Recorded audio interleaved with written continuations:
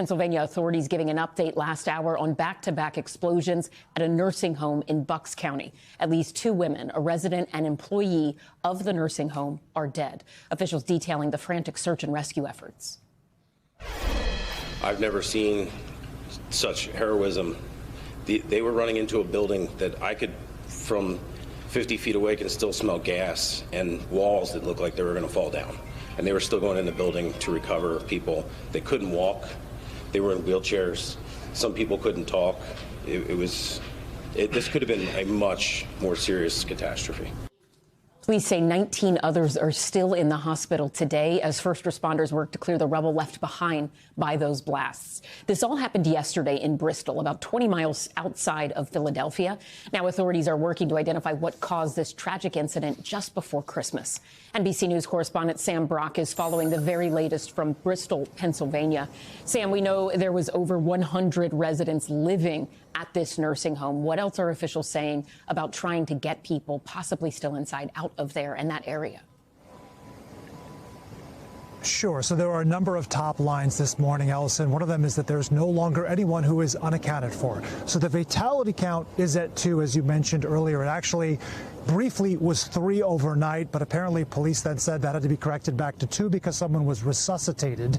We have learned that there were 20 people initially hospitalized as well. That's now down to 19, one of whom is in critical condition. That is not the person who was resuscitated. That's the bigger picture right now. What you're looking at over my shoulder is the shambles of what was once the Bristol Health Rehab Center here and nursing home. Now, you're over my shoulder, you'll also see in various waves heavy machinery. What they're doing is they're excavating walls and floors that have just collapsed. We talked about the fact that sometime around 2:20 yesterday, there was this explosion, and it forced the first floor, according to the fire chief, to collapse into the basement, trapping a couple of people in there. They were able to not only rescue those 2 individuals, but also, according to the chief, as you heard there, basically carry people on their shoulders, some police officers 2 at a time on their shoulders from windows and stairwells, getting them out to safety. Just incredibly heroic works.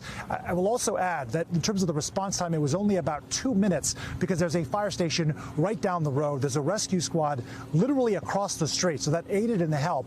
But there are so many questions right now about what caused this. The investigation is ongoing. The NTSB is leading the investigation. Now, I know a lot of folks oftentimes are going to think of aviation when you hear that acronym, but that also applies to situations where a pipeline issue could be at play. PECO is the utility company. They issued a statement to NBC News. They said that they were on the ground several hours prior to this explosion yesterday, investigating reports of a gas odor. And then there was the explosion, and I want to quote them directly. They say that the cause of the incident is under investigation. It is not known at this time if PECO's equipment or natural gas was involved in this incident. Here's a crucial point to make as well. Governor Josh Shapiro came out and said that there was recently a change in ownership here, and that on December 10th, state employees had met with the new ownership and had talked about trying to upgrade the standards here.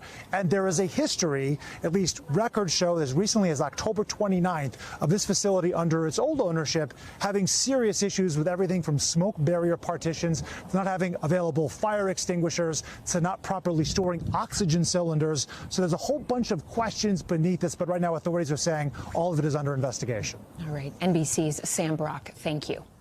We thank you for watching, and remember, stay updated on breaking news and top stories on the NBC News app or watch live on our YouTube channel.